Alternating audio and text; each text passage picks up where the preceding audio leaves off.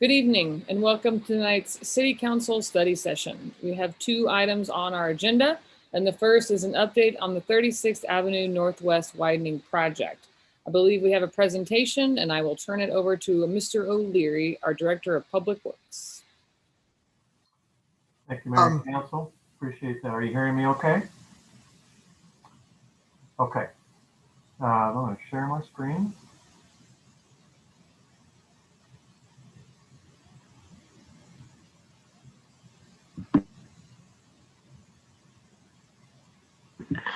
I think I may have cut off the city manager. He may have wanted to say something before we got started here. Not a problem, Madam Clerk. Just wanted to share this with council, bringing you this update as a result of a lot of telephone activity regarding 36th Avenue Northwest as it relates to or doesn't relate to our bond maintenance question on the ballot next Tuesday, recognizing that construction projects like 36 Northwest are not a function of our road maintenance bond, but we did want to share with council where this project sits and how quickly it can advance to construction should federal infrastructure dollars present themselves. So, Mr. O'Leary, please proceed. Thanks, sir. Appreciate that. Again, wanted to go back a little bit for council, a little bit of background on the 2012 Transportation Bond Program. We are sensing, we've been out talking to lots of groups about our street maintenance bond program election next Tuesday, and there does seem to be confusion among the citizens about the transportation bond election versus the street maintenance bond election. So we're going to talk here about the 2012 transportation bond election, which included 8 major projects. And these are, I refer to the term the capital T in transportation as opposed to the little t in maintenance. These are big projects. This is a big program. These tend to be road widening projects, a mile or 2 each. You can see where they were. Council worked for well over a year to develop this program. We went out and spoke to many groups before the election in August of 2012, and it had a really positive support of this program. $89 million program with about $42 million in bond funds. So one of the reasons I think people vote for these bond elections here is we're getting more than $1 back for our dollar of investment. So I'll speak to that here relative to this project, but we're getting more federal funds to build these projects than we're spending local bond funds. So of the 8 projects, 6 are complete and 2 are not. The 2 that are not are East Alameda Street, which we are getting ready to kick off construction this summer. So that will be done quickly and perhaps even this construction season. So that leaves us with the big one, the 36th Avenue Northwest. That was always targeted as our last project in the sequence. It is the second largest of the 8. It is a very expensive project, $17 million. And the scope of the project is only the second largest, only to Lindsay Street. So it just happened that we sequenced it as the last project. So again, it is 2 miles of major road improvements, starting at Tecumseh on the south and going to Indian Hills on the north. This is an old aerial map, but frankly, there hasn't been a ton more development in that area. When we were having this conversation with the community and the council back in 2012, preliminary plats were coming in left and right in this area, but for whatever reason, many of them have not advanced to the final plat stage for development. And some would suggest maybe that's because the road isn't done, but usually it's the other first. Usually development happens first. But anyway, this project is 2 miles of widening from 2 lanes to 4 lanes. 2 brand new major intersections, one at 36 in Franklin, the other one at 36 in Indian Hills. In addition to traffic signalization at those 2 locations, they will have multiple lanes, double left turn lanes and all that sort of thing too. So major road improvements. Fairly significant stormwater project here. This is Little River Basin. We have several channel crossings of the road. So some, pretty good sized bridges in there, or box culvert structures to build, and those are fairly expensive. Continuous sidewalks both sides, and access to Ruby Grant Park. When we started this effort, we were hoping the road would get done before the park got done, and it's going to turn out to be the opposite, as you know. But we will finish Legacy Trail from Tecumseh up to Franklin and the entrance to Ruby Grant Park as part of this project. So a 10-foot bike hike trail connecting to the one south of there along the project boundaries as well. And then, of course, the reason we have not started construction is because we do not have that federal funding match.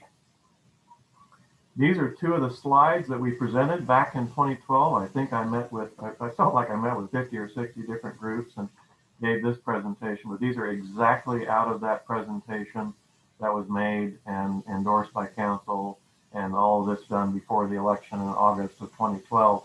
On the left side is a pretty number-rich slide, but this was the numbers that we were estimating for the program. So again, an $89 million total investment in transportation and stormwater infrastructure, with a $42 million investment of local bond funds, and then seeking $46 million in federal transportation funds. You all saw a slide, an update slide on the 2012 bond program back in February as part of our capital budget retreat. And in just round numbers, I would tell you that this program is probably coming in closer to 102,000 instead of 89,000.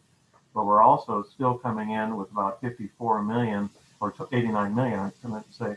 We're also coming in with 54 million of federal funds if everything shakes out as we plan. So we're still matching more than $1 of federal funds for every dollar of local bond funds.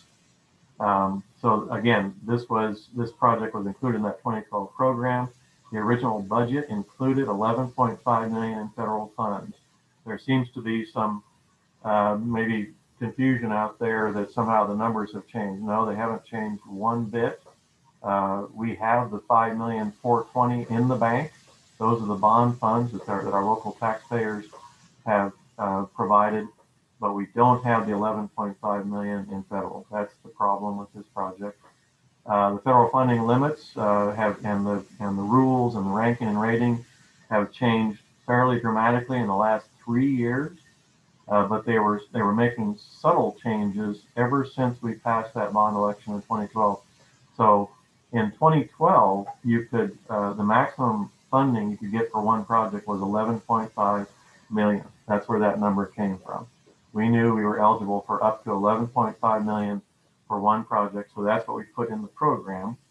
About 2 years later, ACOG changed the formula that we could acquire only 9.5 million for one project. So we lost a couple million there.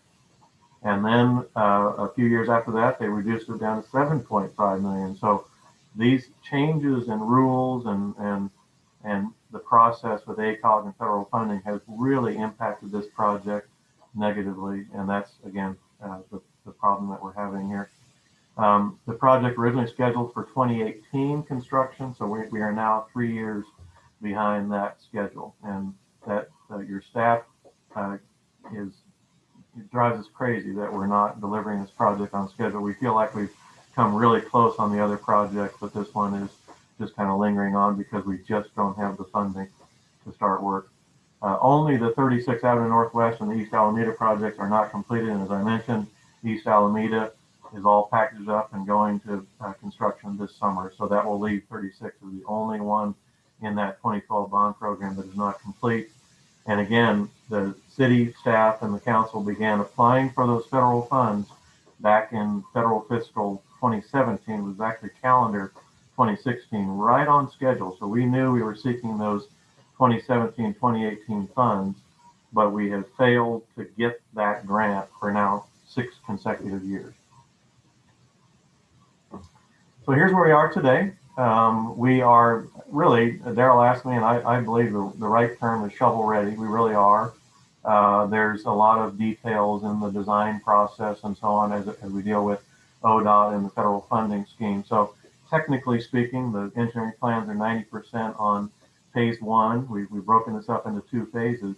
Again, just like we did 24th Avenue East, we had to break the project up into 2 different funding years in order to fund the whole project. So we're planning to do the same thing here with 36 because the maximum is now 7.5 million in 1 year. So phase 1 is that southern mile to Tecumseh to Franklin. Phase 2 is the northern mile, Franklin to Indian Hills. 90% complete on the plans on phase 1, 75% complete on phase 2. We can get to completion very quickly once we know that we have the federal funds acquired or some funds acquired for the project. All the land is acquired for phase 1. We're having a little challenge in phase 2, that northern phase. We've got about 10 property owners who are not willing to negotiate voluntarily. So council has recently approved a eminent domain resolution, and we are actively, our legal team is actively pursuing that process. Among those 10 property owners are 2 of the developers in the area. And then utilities, we're down to 1 couple of poles for Western Farmers Electric Co-op there in that southern mile, getting real close to getting that worked out. So we're really ready on phase 1. And then those utility relocations depend on that right of way in phase 2. So we're kind of stuck here. We had fully intended to get that right of way on that northern mile sooner, but didn't expect to have 10 folks holding out on us for basically more funding. Again, city matching funds are currently in the bank. That 5.4 million is in the bank, just like we promised back in 2012. We just don't have the 11.5 million in federal funds to match it. And then, as you know, the scoring process and ranking and rating process at ACOG has changed pretty dramatically. And as I mentioned earlier, we just have not been able to get this project to rank adequately for the funding through the normal ACOG funding process. So that's why the project is stopped and not moving forward to construction. So I think what Daryl wanted us to discuss tonight was how else can we accomplish this project. It's certainly not a problem with having it ready to go and ready to start construction. It is simply a funding problem, but the number is big. It's $11.5 million. That's a very large number for any of our budgets. So it's going to have to come from some other large source. As you know, there are 2 federal funding plans currently bouncing around. One that has been approved by Congress called the American Rescue Plan Act of 2021, which is pretty much COVID-19 related. And Daryl can provide some updates on where those funds are, and they're moving their way into Norman for sure.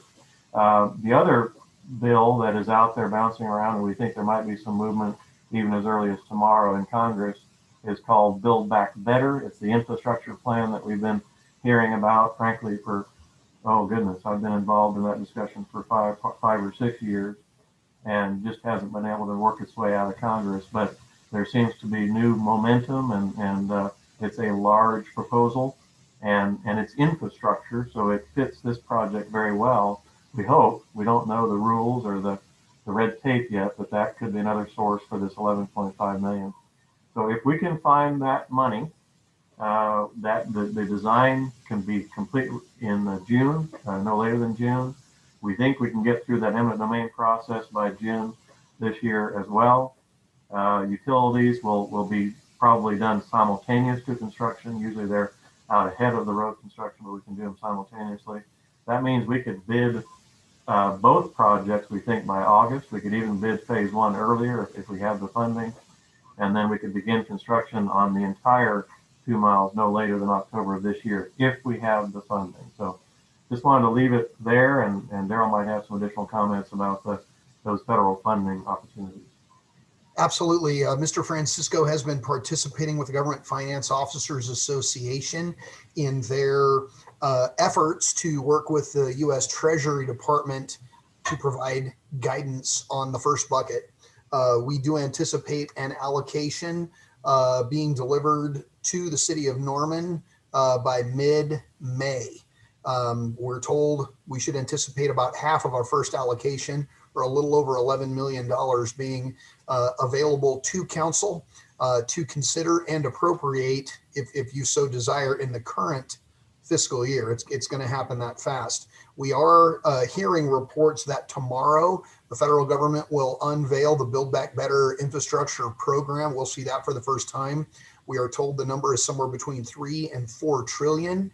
We have heard that the distribution formula may follow similar lines as the American Recovery Act dollars, which provided us with an allocation of about 22.7 million. So it is possible to be looking at a number somewhere between 30 and 40 million dollars for infrastructure.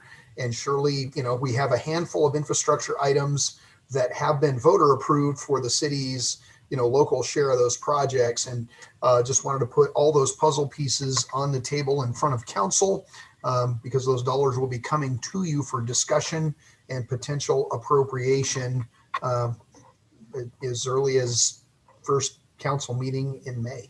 So wanted to make sure everybody had all the information we were aware of right up to date, and happy to answer any questions you may have regarding the 36th Avenue Northwest project. And let's, Go for it, Brenda. okay, I'm sorry. We'll start with Councilmember Peacock. Appreciate that.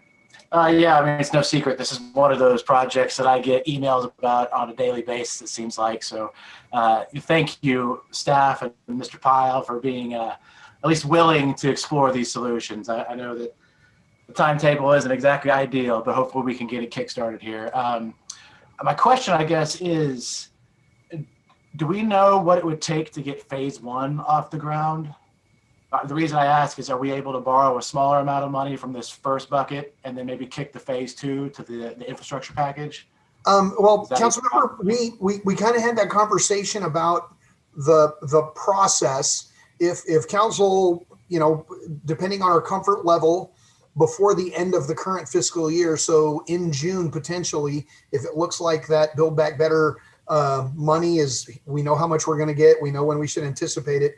Council has the ability to say, go out to bid, Mr. O'Leary, take that project out to bid.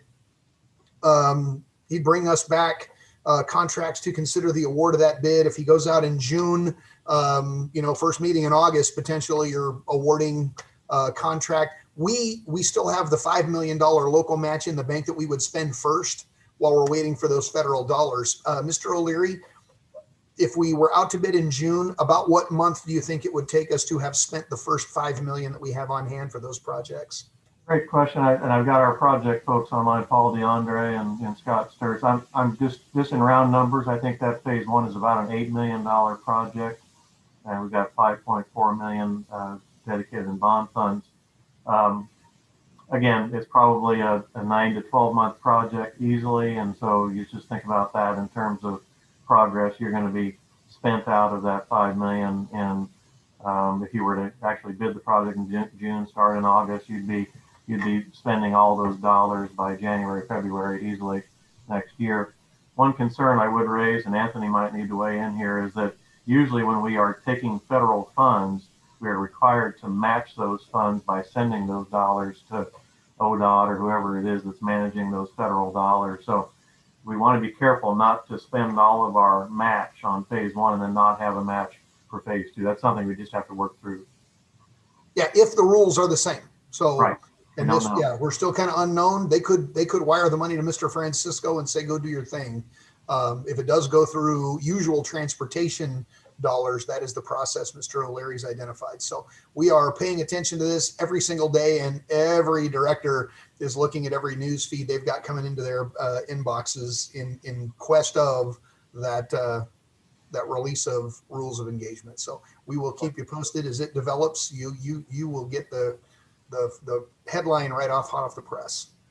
I do appreciate that question, if I may, from Councilor Peacock, because we are ready on phase one. That is the right question to ask. We are ready to go on phase one. We just don't have the funding package put together. So yes, that one is the one that we could literally package up and be out to bid in June.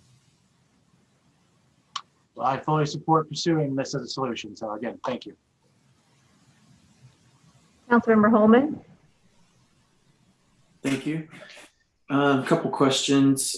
This project, it does include on-street bike lanes like our other projects. Is that right? Yes, it does. So I know that can help with the scoring somewhat, but hasn't seemed to have been enough. But did just want to clarify that. And then I know we have another project that we've been talking about or working on to connect to finish that last, I guess, quarter or half a mile to the north of Indian Hill to the city limits. What is the status of that one? Yeah, so that project, Councilmember, is in the 2019 bond program. So again, it is funded, same approach, funded for our local match to a federal grant. It's actually later in the sequence of years. Scott may be able to remember that, but I'm going to say 25 or 26. We're also trying to partner with our friends to the north, city of Moore, who also need to do their half mile. So we think it makes more sense to do the full mile, and we'd like to do it together. So that's an application that we're currently working on with them. We think it would score better because we'd have two municipal agencies working together and all that sort of thing. So, but yes, it is in that sequence of, it's the last phase. Think of it as three pieces of 36th Avenue. That first piece, that first mile, second mile, and that would be the third half mile, if you will, in the city limits. Okay. And then we also have projects from the 2019 bond for Indian Hill Road from the bridge interchange west to 48th Avenue, correct? That's exactly right. And we also have mentioned, just to remind this group, we also have a funding incentive for the Indian Hills and I-35 interchange. And I'll just mention this group. I just saw this last Friday. ODOT has now published their 8-year construction plan, and that interchange is now fully funded in 2024. And that is really, really good news. We've been looking for that, begging for that for about 10 plus years, and it just happened. So that means that they are tracking with us, and we may even partner with them for that work on Indian Hills.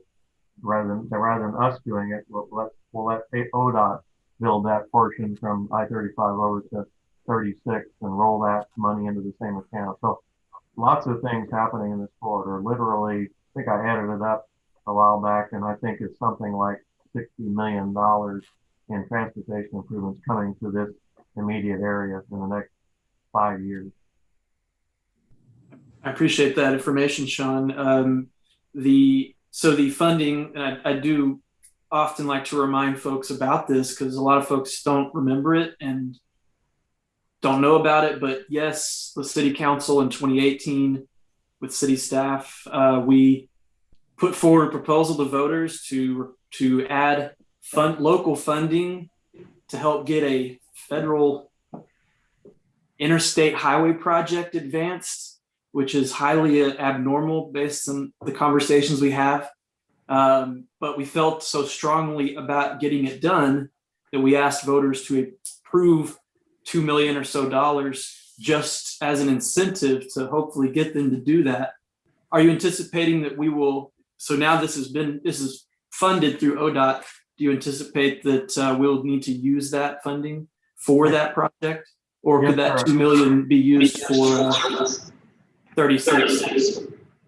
Yeah, I do. In fact, I really believe the $20 million budget allocation is depending on our $2 million and then any other contributions that we can make for that portion of Indian Hills that we're already funded for as well. So they're counting on it. I meet with the division engineer monthly, and I think he was able to get that allocation of $20 million because the city has done what you just said. We've already incentivized it for them.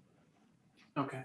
Thank you. And then really just, I know the last several Ward 8 council members that I've worked with have felt that strongly that this project was a priority. The last two Ward 3 and Ward 8 council members have spoken about this project several times, about how residents reach out about it pretty often. The city council's been very well aware of the issues with this for a number of years as staff. And you mentioned we've been applying for the federal funding for 5 years. And I do, having served as the backup on ACOG for a couple of years, I've definitely witnessed firsthand the changes that have been made to how they divvy out funding. And that has had a negative impact on Norman compared to how successful we used to be. It was almost like a guarantee and other cities weren't even applying, and now everybody's applying, and it's gotten very competitive and aggressive. So that's definitely had an impact that's beyond our control. And I would just, from your perspective, Sean, would you say from the city of Norman standpoint, we've done every single thing that we could possibly do to get this project done already? I do, Councilmember, and again, there's an old phrase that goes, timing is everything. Unfortunately, this project just fell in the absolute wrong time relative to those changes at ACOG, and it's really proven out in this program. We will have finished 7 of the 8 projects, and the only one we won't have finished, at least now this year, is 36, because we just didn't get under the umbrella, if you will, of those changes in the funding formulas. Thank you, Sean. Appreciate it. Councilmember Hall. So I was also wondering about if phasing it was a possibility. So I'm glad Councilmember Peacock brought that up. And then really we've covered some of the other things that I had on my list, other than I do appreciate the opportunity to revisit this and be able to inform our residents of the many efforts that have been made to try to get this project down the road. And Mr. O'Leary, if you could just give our listening audience a sense of what it is. We keep talking about the changes in the funding formula, but what is it about this project that just doesn't seem to score like we originally thought we would expect it to? You bet, Councilmember. And again, this does reflect the changes in sort of what gets the ranking or what gets the score and what doesn't, which is different than a few years ago. Councilmember Holman said it well. Norman was the best in the region. It was almost a guarantee until about 3 years ago. We kind of had that formula figured out until it changed. But the things that are not gaining points on this project right now, it doesn't carry much traffic. Believe it or not, the traffic volumes are pretty low here relative to other projects that are in the application pipeline. We don't have enough traffic collisions. This program is designed to help make roads safer. We have very few traffic accidents in this 2-mile section. It's not well connected in the region. That mile that we just talked about in Moore needs to get done. So those are the kind of things that gain points. And one of the things, I won't, without dwelling in the details, but one of the reasons we were so successful before was a thing that we called readiness points. Norman was always the most ready because we had the design, the utilities, we had the bond funds, and then we had the project ready to go environmentally. Well, readiness points are 0 now. We get no points for readiness. And that's what really has tipped the scale against us and against projects like this. Okay, thank you for that. And yes, just to go back, we do have multimodal aspects to this project that I know is a newer scoring mechanism that scores higher than it used to. And so that's part of this project, right? Yes, yeah, and that's gaining points. That's a good thing. This is as you say, multimodal, sidewalks, bike lanes, everything is. I think we're maximizing that element.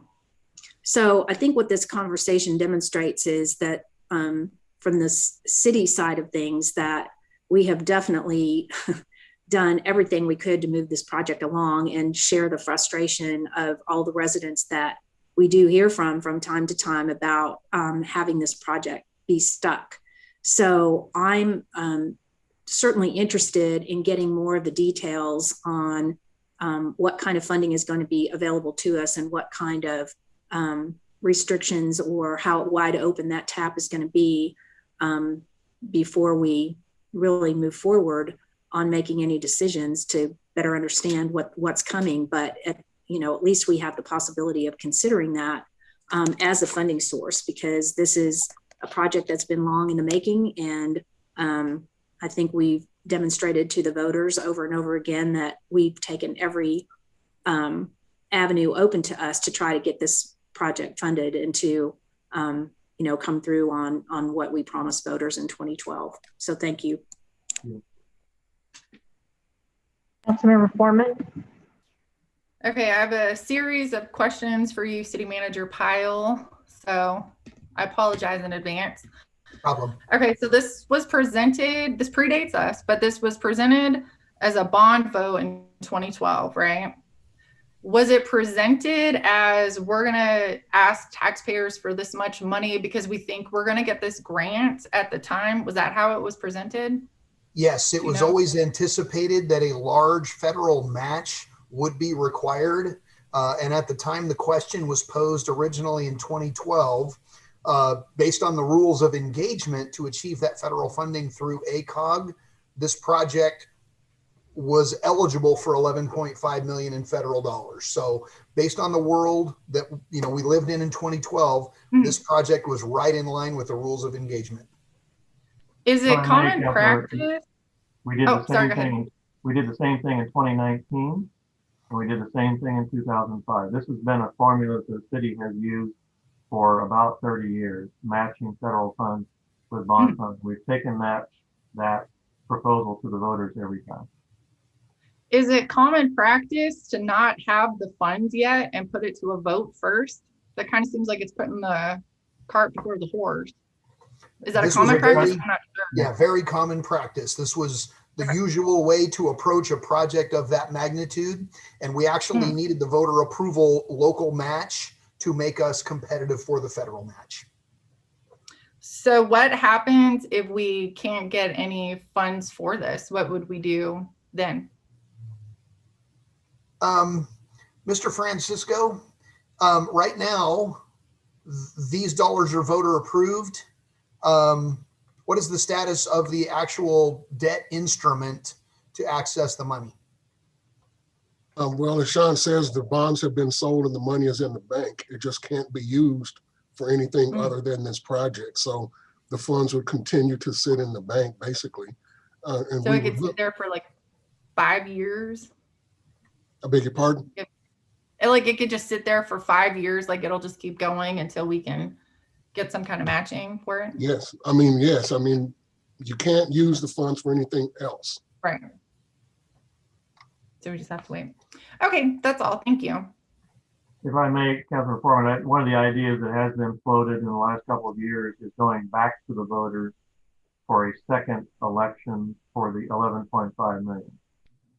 We've never done that before that I'm aware of, but there's nothing that says the council couldn't create a ballot ordinance and go back to them with this explanation and say, we want to build this project, but we are 11.5 million short. Federal funds aren't coming. Do you want the project or not?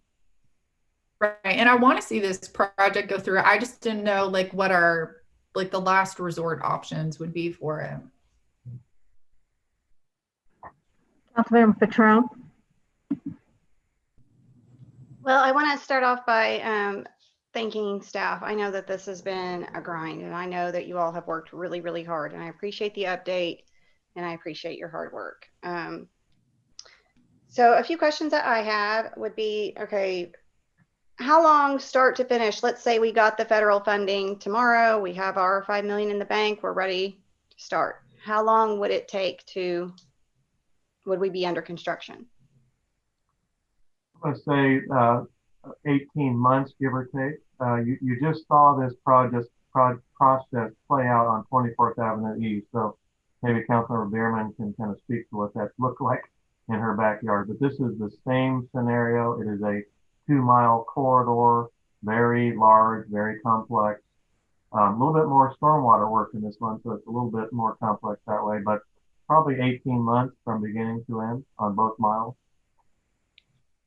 And Mr. O'Leary, under Councilmember Peacock's proposal of splitting it into 2 phases, would that double the amount of time or at least extend the amount of time that it would take to finish it? Because I have a feeling that would do that.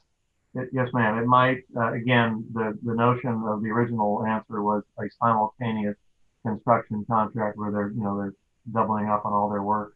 So yes, it would definitely prolong the duration of that second mile. Okay, I have concerns on traffic and what that does to business owners, and when you're under construction for so long, people are creatures of habit, and I would be concerned about that. Okay, you've mentioned several times that there's extensive stormwater projects associated with this. Do you know kind of the dollar amount, what that would look like? What portion of that, of the total, is stormwater? Now I'm going to have to look to the experts on that one, Scott or Paul. We haven't actually broken that out directly as a separate cost item because it's all stormwater system associated with the roadway. But I would say that on the north half, it's probably 20% of the total cost, which is pretty substantial for a project of this size.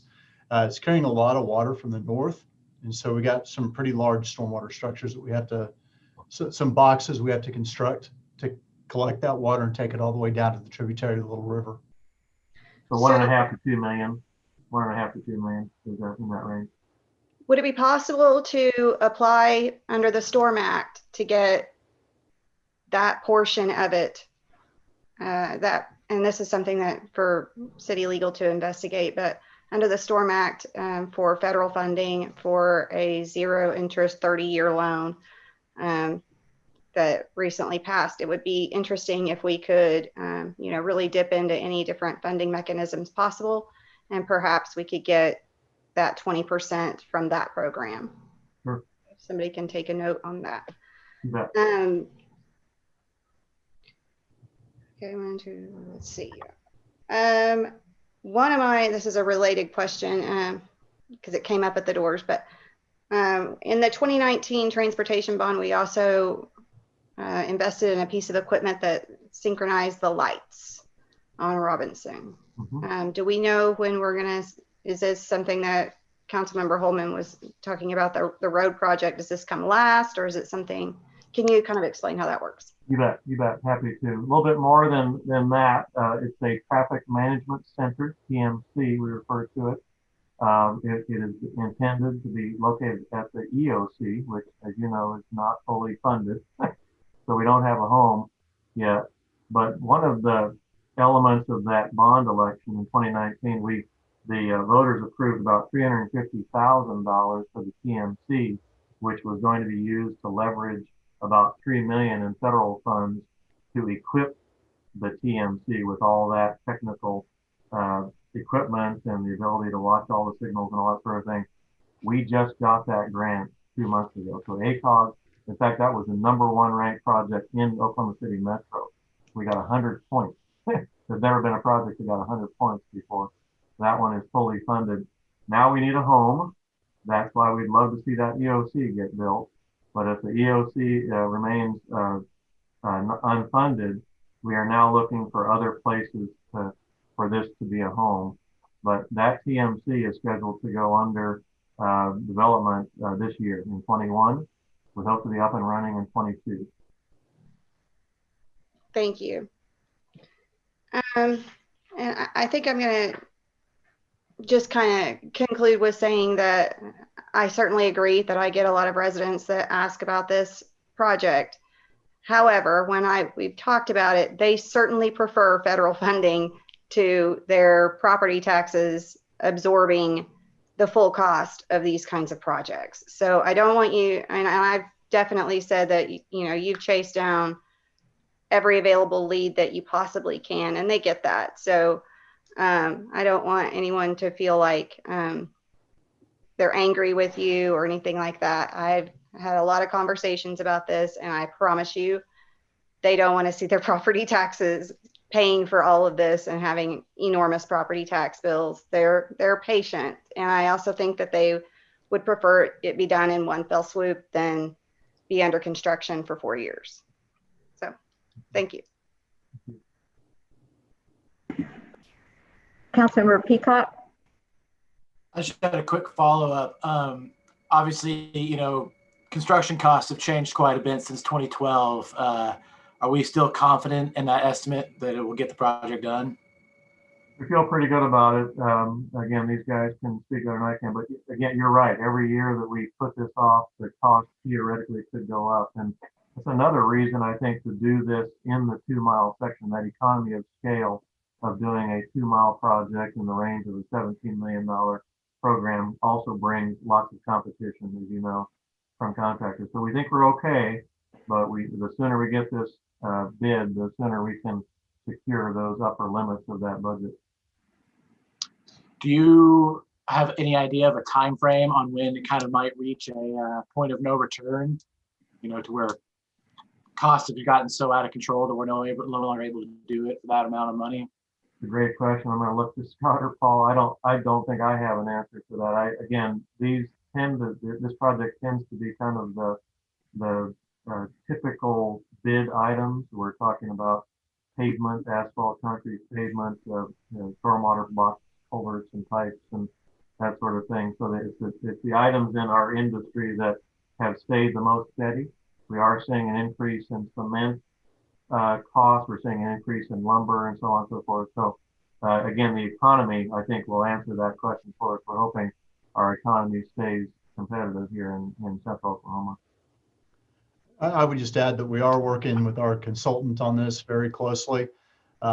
We had challenges. This is a large project, but we're working very hard. And that's one of our main focuses right now is cost containment and making sure that we can get this project constructed.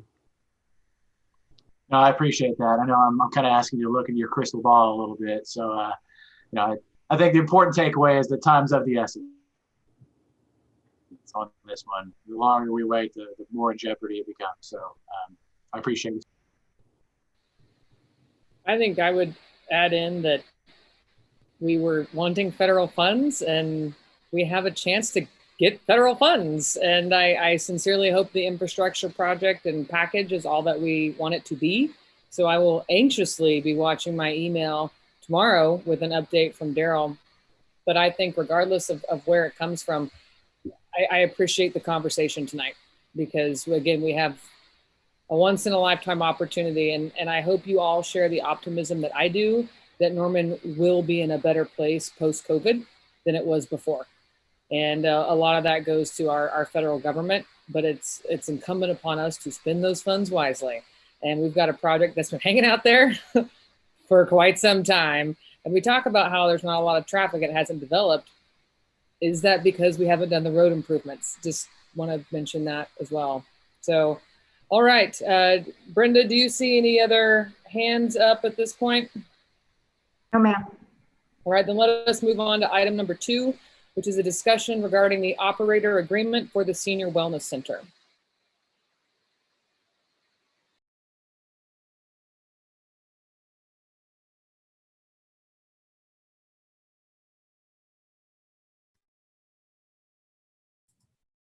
Sorry, I lost my spacebar option to unmute.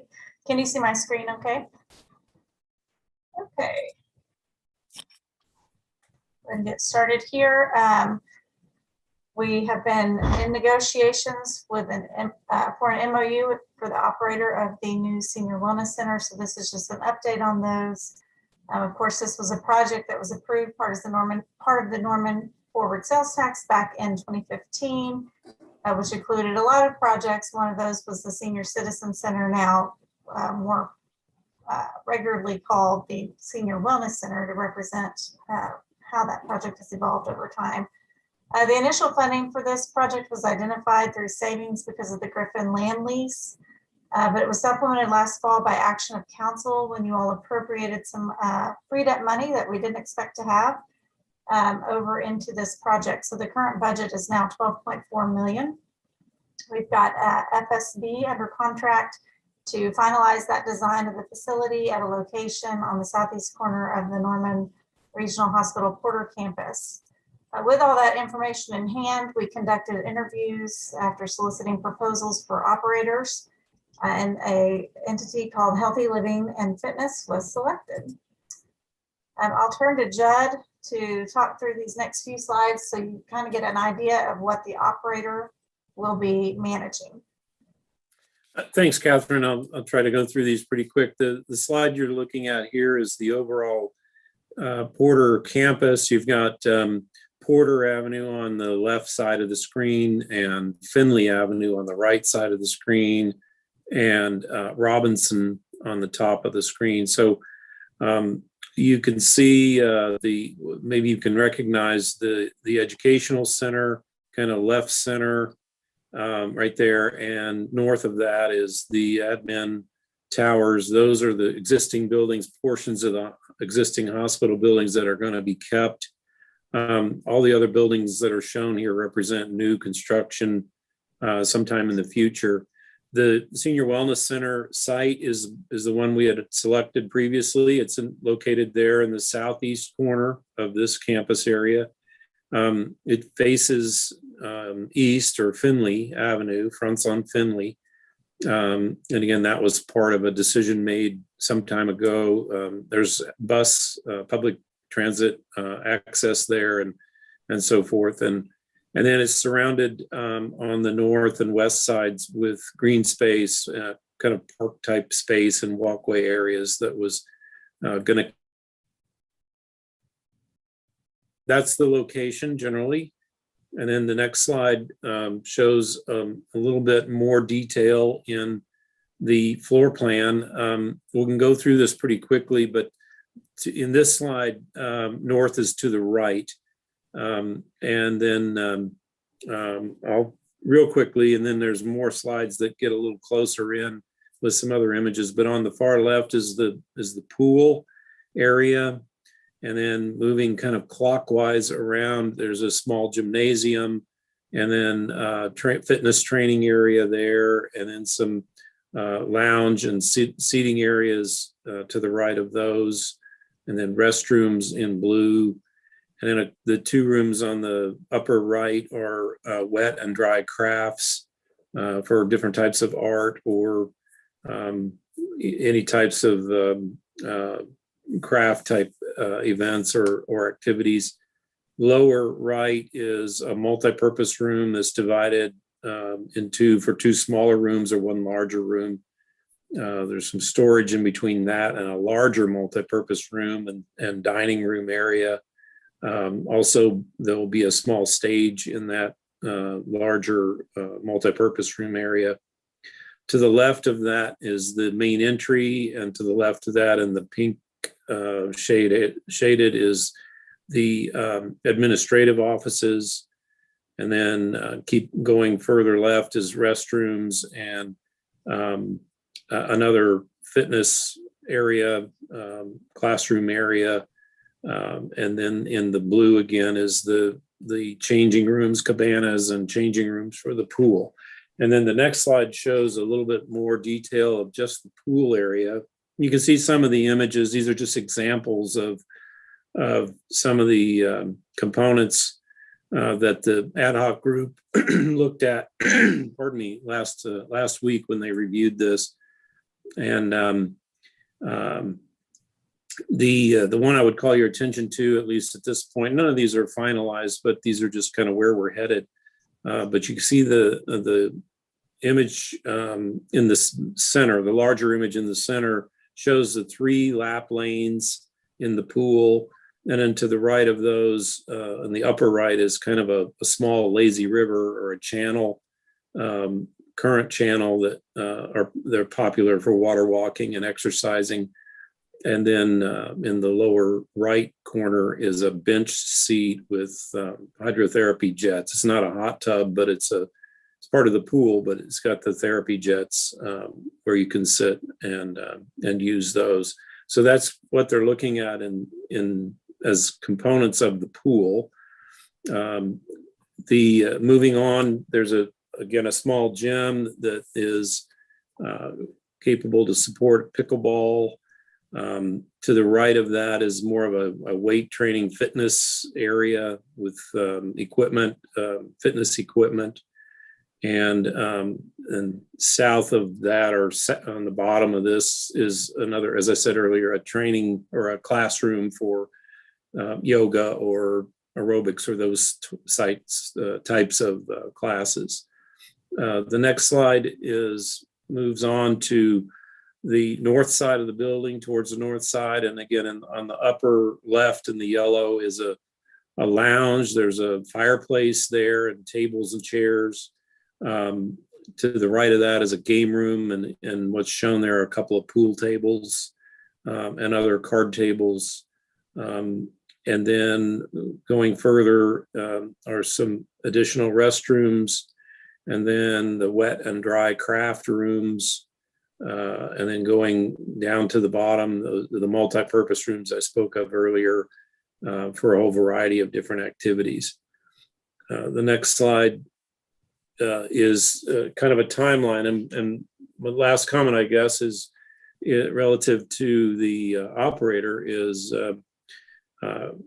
Claire has with Healthy Living has been involved in all these meetings and has been incredibly helpful to the design team, talking about a lot of the details in the floor plan that you just saw, and where we might move some storage areas or cabinets, or where we might relocate restrooms, or how we want to organize the cabanas at the pool, or all kinds of details that they have experience with, and some really good experience and some learning the hard way, and which is always a good thing to bring with you. So she has been tremendously helpful in this process so far, and will continue to be as we move forward.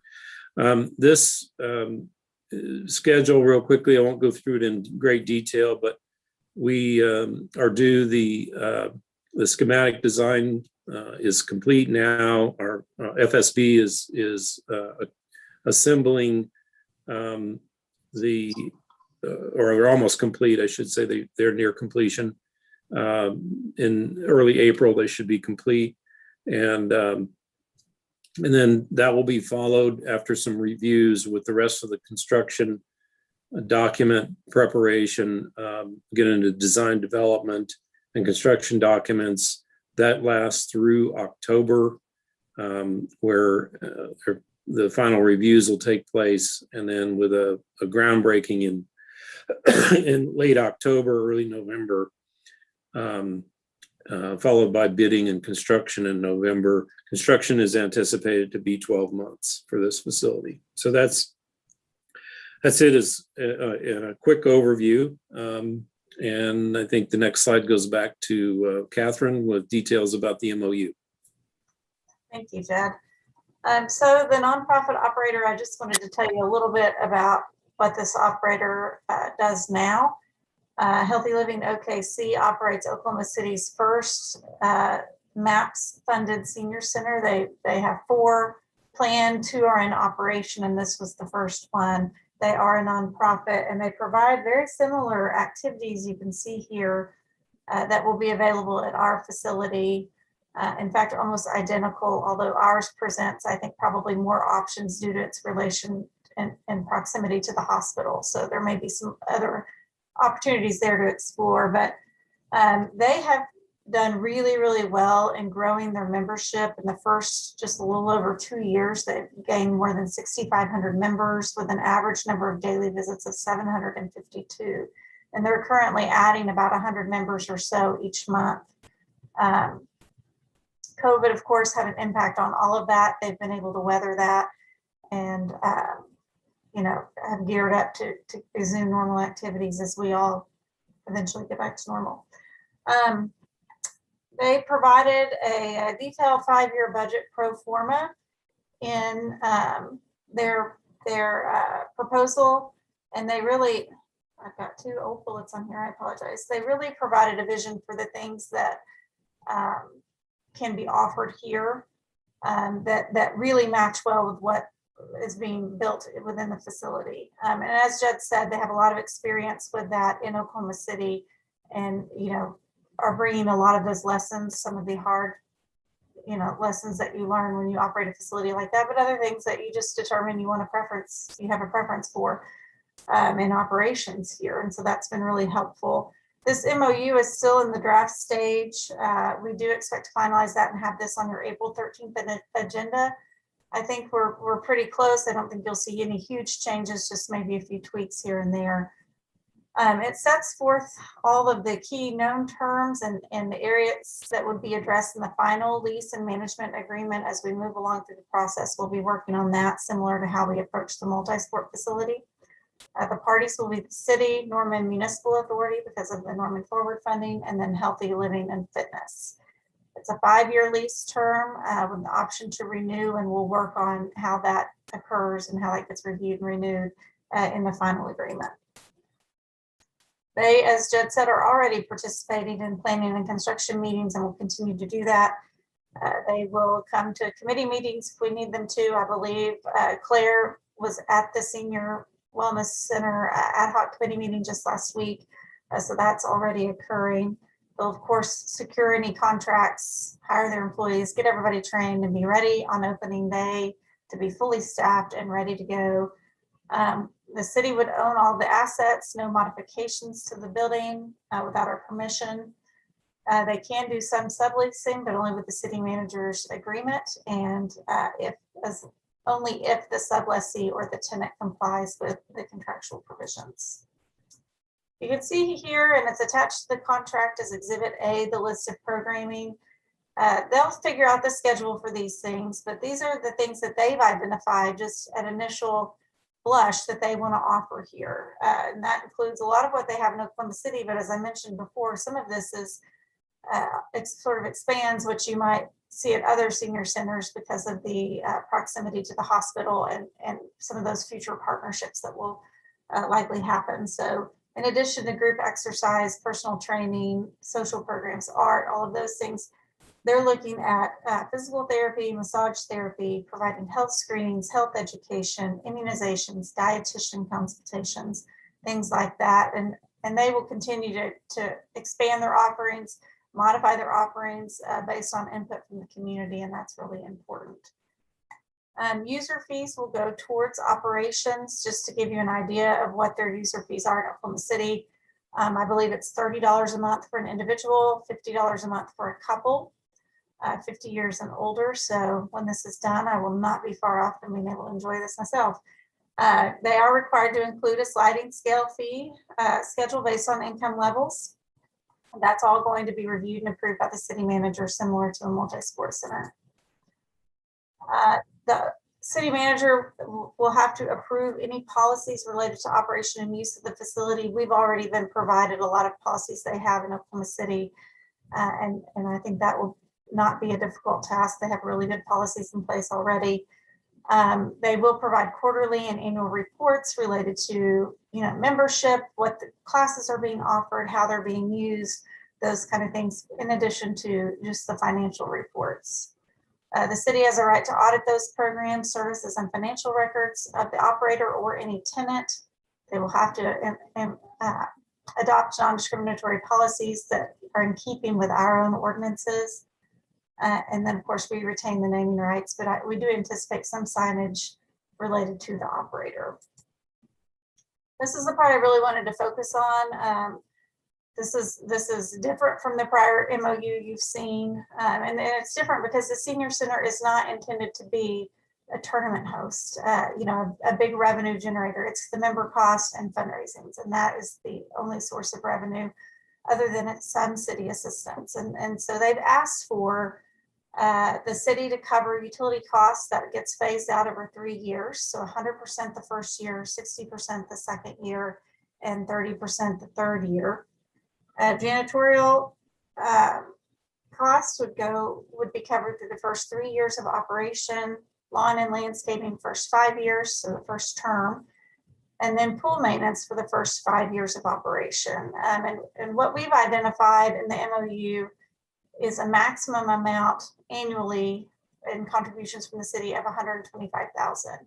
And the reason we put that amount in there is that is essentially our cost center for the senior center right now, not including 2 staff that we will be moving to other duties once the senior center opens. That is subject to an annual review. If it's really, really successful, maybe they don't need as much of a subsidy. If they're struggling early on but have a plan to grow the membership, that's something that we can look at annually. The operator is responsible for any routine maintenance and general repair and supplies other than capital items and the other items mentioned. Capital items, again, being furniture, fixtures, and equipment over $5,000. They will have to provide insurance, workers' comp, commercial general liability insurance, property insurance, those kind of things. And then we'll work on the remedies and terminations clauses for the final agreement. I know this is something we've already been talking about, and so I don't think it'll be difficult to come to some final agreement on those terms. They're just not ready for the MOU yet. So with that, I would be happy to answer any questions you may have. And Councilmember Holman.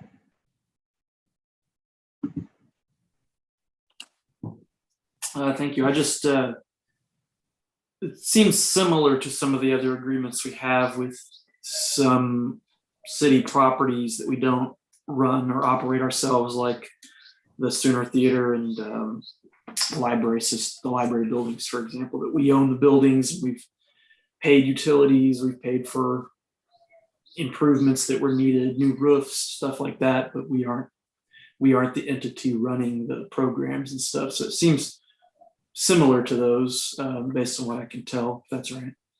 Yeah, that is. Okay.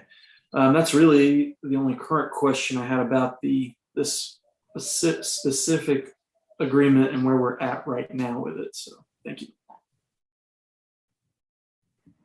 Councilmember Peacock. Do we know if Oklahoma City is providing a similar subsidy to the operator for that facility? I have their contract. I can look at that and get back to you. I don't remember off the top of my head what's being provided there, but I'll look at that. Okay, I appreciate that. And regarding those capital items, is the city responsible for those in perpetuity, or do those phase out as well? Those do not phase out, and this is it's very similar to what we had in the multi-sport agreement as well. Just the idea being this is ultimately our building, and so there are going to be certain things that we want to make sure get maintained properly, and so we spent quite a bit of time internally discussing what that dollar figure should be, and 5,000 is where we landed. Okay, I appreciate that. Thank you. Councilmember Peacock, we also have that same, as Councilmember Holman stated, relationship with Pioneer Library System on capital, just for your information. Councilmember Hall. Thank you.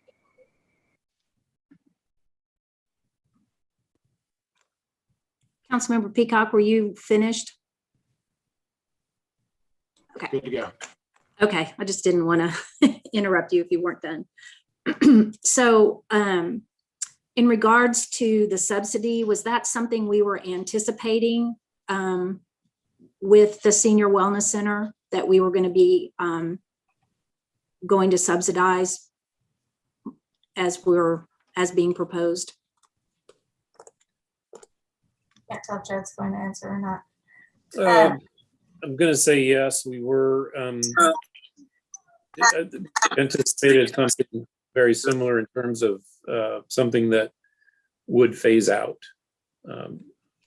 Again, that's pretty common with other organizations that we've contracted with to help them get started and then phase out to where they're self-supporting.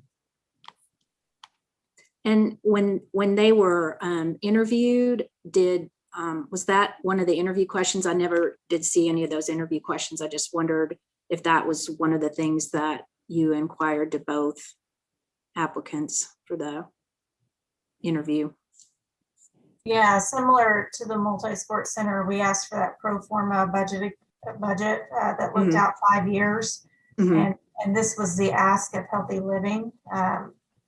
We didn't get that same sort of 5-year outlook from all of the applicants. Yeah. Or all of the proposals, but this was based on what they were proposing. Okay, so that was anticipated based on the interview that you had, that might be something that they wanted help with going forward. Yes. Yes, I'm sorry, I didn't say it. Okay. And I was really glad to see the slide about the number of members, that was actually one of the questions I had, of what kind of membership forecasting they were doing, and how they came. I'm assuming it's based on the model that they're seeing in Oklahoma City.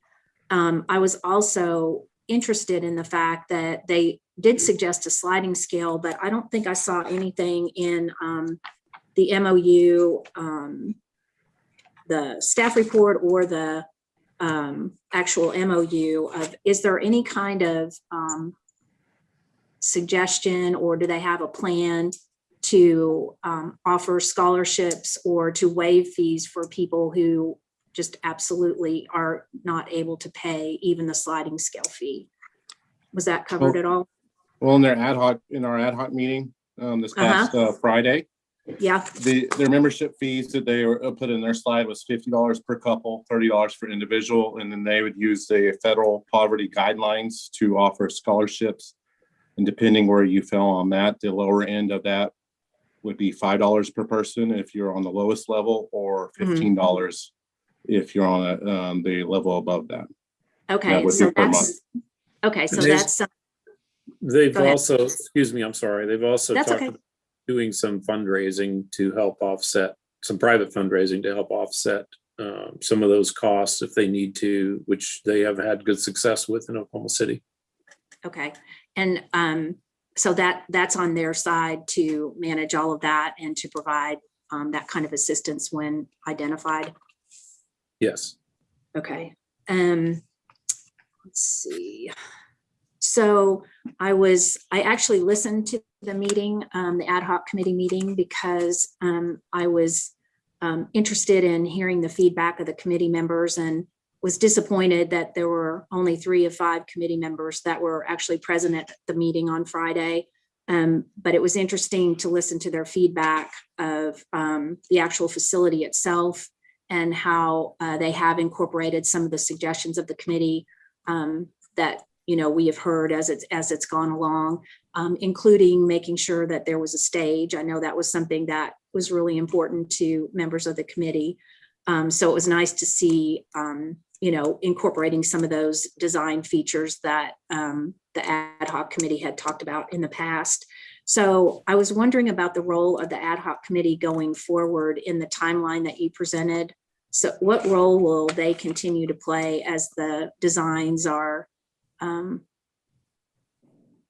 in on, and final design decisions are made? Will that committee continue to meet, and do they meet on a regular basis? How does that work? They will continue to meet. They haven't met on a regular basis.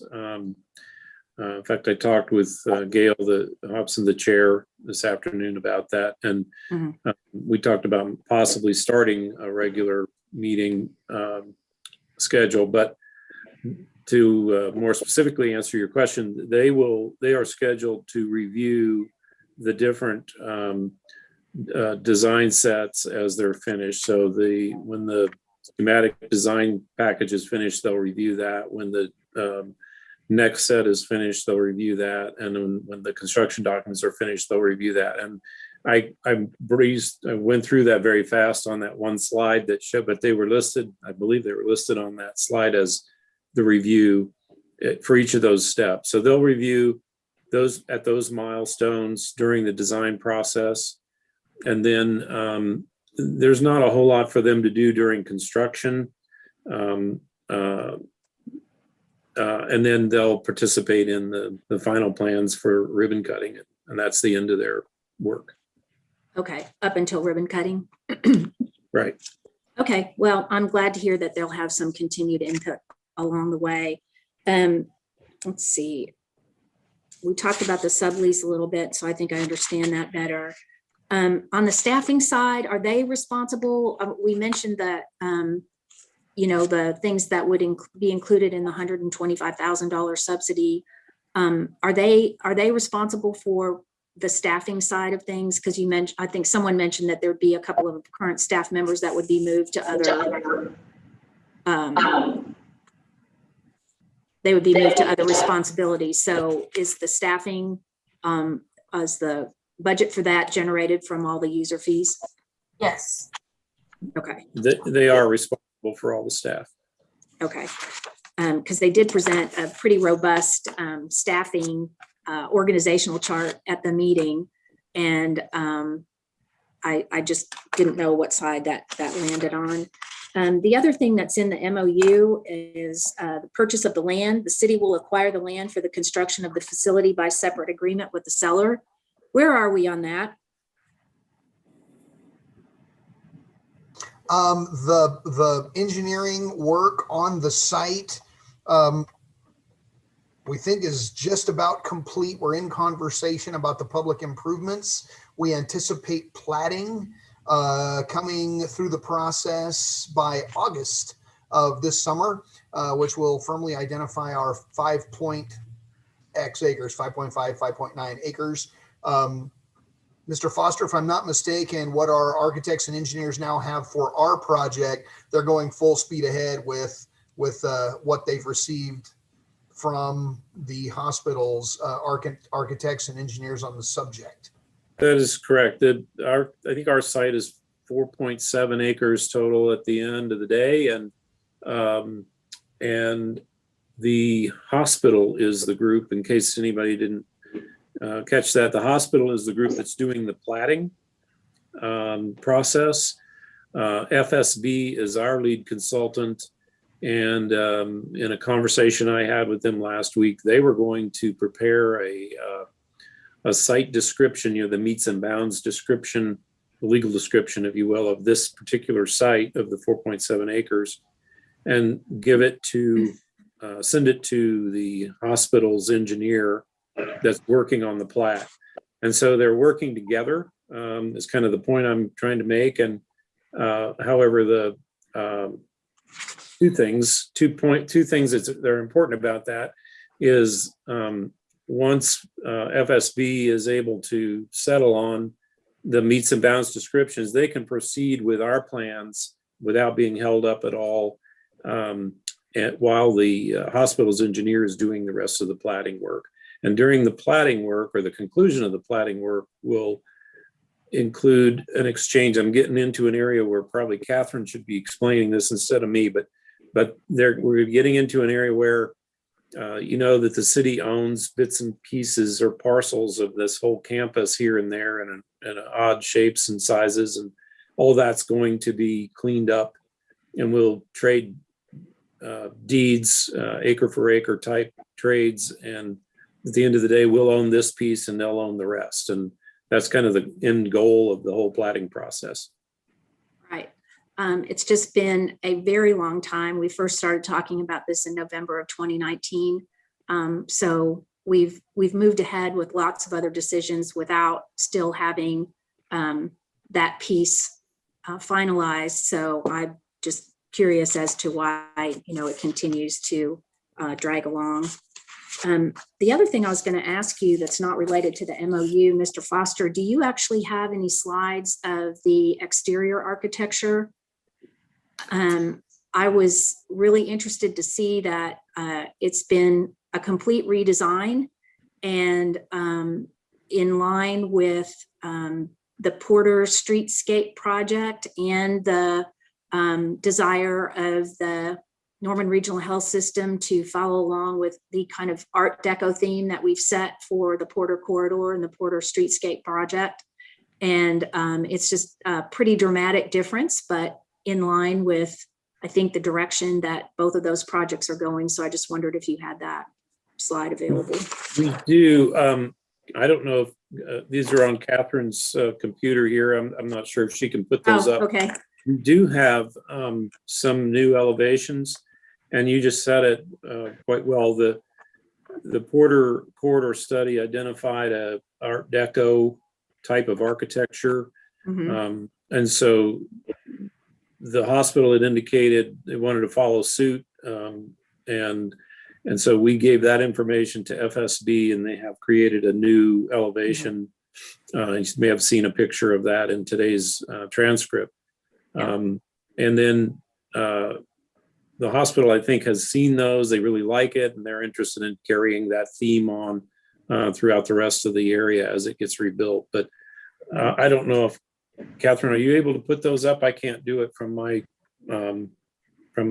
laptop here. Yeah, I didn't include him in the presentation just because we were focusing on the operator, but I can share it really quickly. Well, it's just a pretty dramatic departure based on what we've seen so far. And the ad hoc committee was able to review these slides as well. They gave a pretty extensive presentation to the ad hoc committee on Friday. So it's a lot of the These are the front elevation of the building. Getting a lot of feedback. Yeah, and there's elevation. Yeah, this is the front entry. There's a drop-off area. You can see the car there in the underneath, and covered parking beyond that, and then this is the rear of the building. What would be the west side of the building that backs up to the open space, the green space that we talked about. That's also the back side of the building, the west side of the building. There's a patio area there. You may have noticed in the plan views. Yeah, like I said, it's a pretty dramatic departure from the first two designs that we saw, but it does treat all of the original elements that the ad hoc committee has been working through and the design team has been working through, with some, I think, pretty sensitive changes to some of the recommendations that have been made along the way. And then just my other comment was, I know the master plan continues to evolve, but one of the last things that I think we had seen as a council was an idea to restore the grid pattern of the streets to the master plan. And it looks like that's been changed pretty dramatically. And one of the things that doesn't show up that I want to make sure I understood from listening to the ad hoc committee, so we can see the street that is meandering through the middle of the campus and with a lot of centralized green space, which was originally talked about. But I believe there's still going to be a street that goes to the, let's see, I guess it would be the north. There's still going to be a street to the north of the senior center. Did I hear that right on Friday? No, there's one there now, but eventually it will be removed. Okay, you can see the image on the screen now. Okay. Shows the revised street design. Okay, so then those are going to be two new curb cuts for the parking lot on Finley then. I think so. I'm not. It could be an existing curb cut at that location. I'm not sure. I'd have to go back to existing drawings. Okay, I was just curious because the master plan is, has been evolving certainly, right. And there's been a lot of changes to this one too. I think that's all I have for now. Thank you. Councilmember Nash. So what is the anticipated membership for the senior center? What they are projecting in their business plan is 1,100 members in the first year, growing to 1,850 members the second year, 2,350 the third year, all the way up to 3,000 by the fifth year.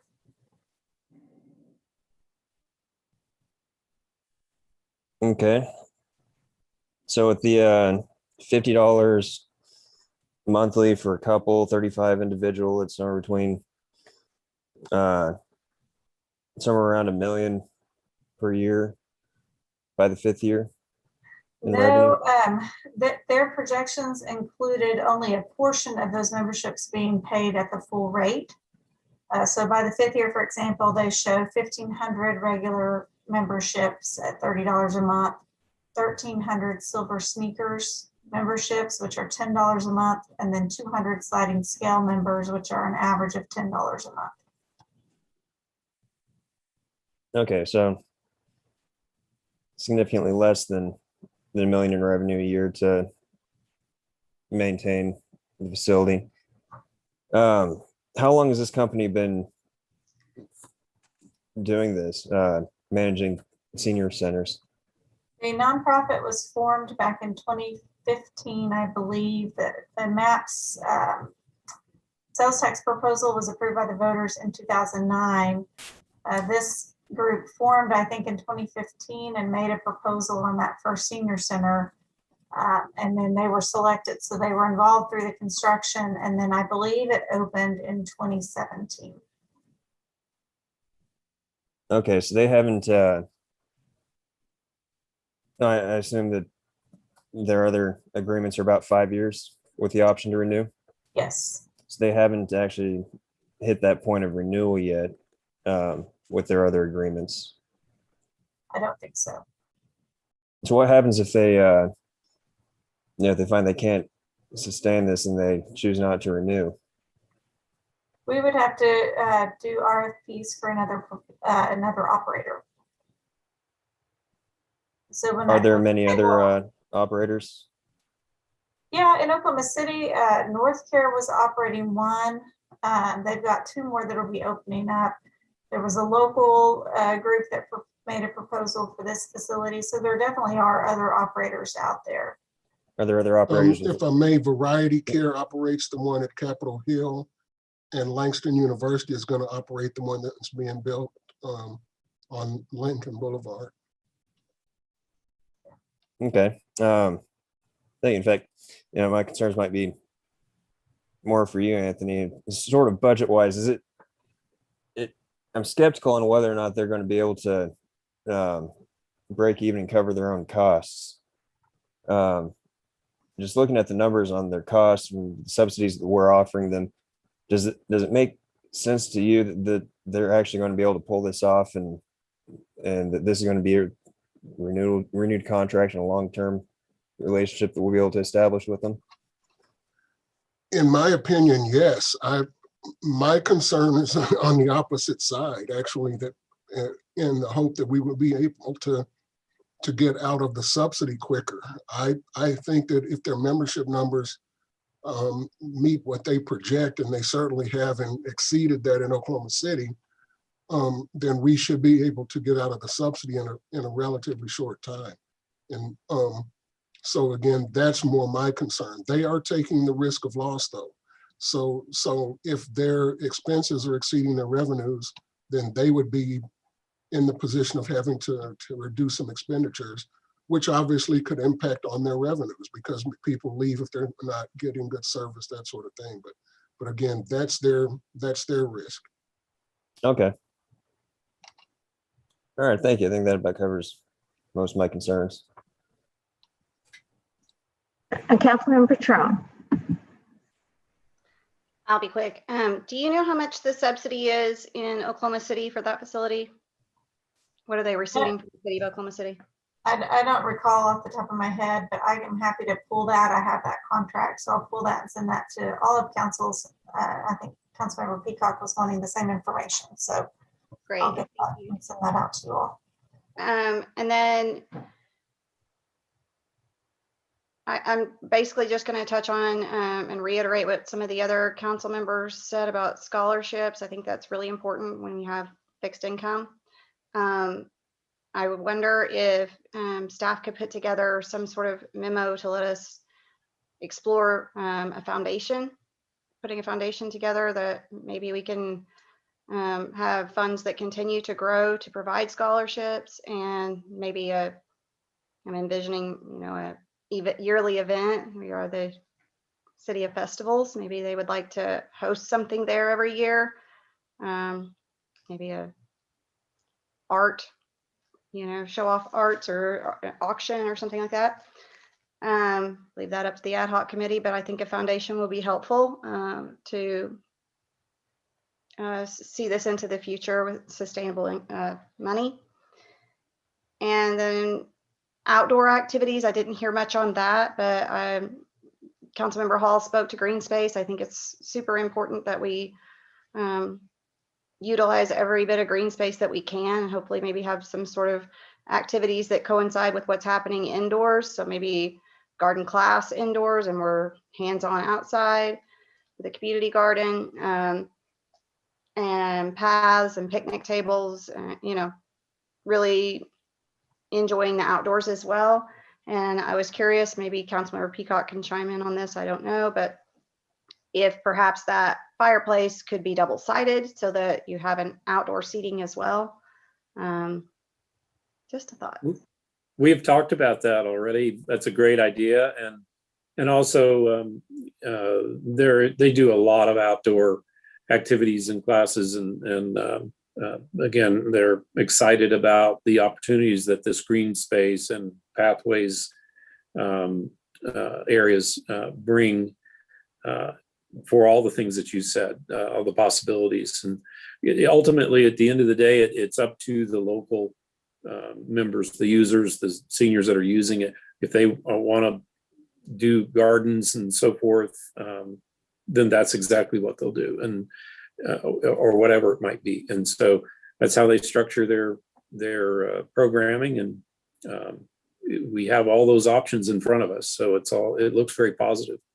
I love it. I'm so excited about this. Feels like it was high centered for so many years, and it's not anymore. It's not. We're excited as well. I'm proud of our staff. Thank you. Councilmember Hall, you have another comment? Yeah, I do. It just made me think of a couple other things. So on, you know, the evolution of the master plan on the Porter campus does call for quite a bit of green space in the center of the master plan. And I know one of the top things that when the seniors were surveyed was interest in having a walking track, not only inside, but walking trails and an opportunity to be able to walk outside. So I think that part of the master plan does fit right in with, you know, what the seniors were asking for to meet that particular need.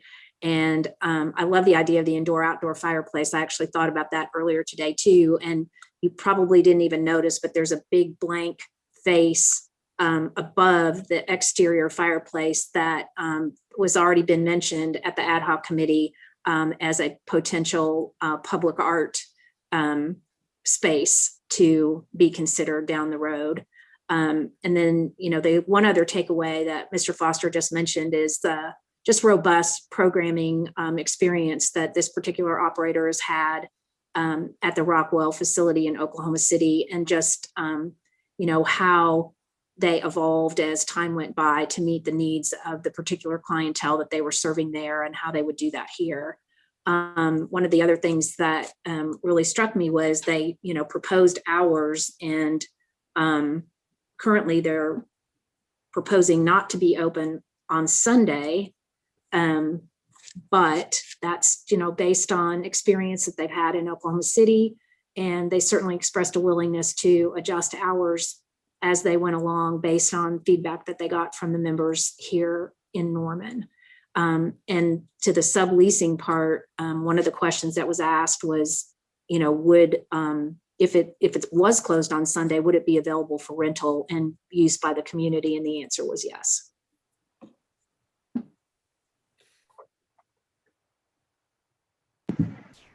I'm not seeing any other questions, Mayor. All right.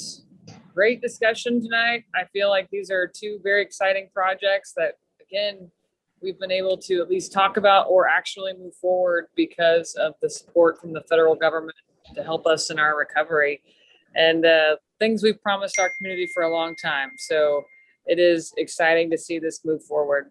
But that is all we have tonight. So if there are no further questions about items on our agenda, this meeting is adjourned.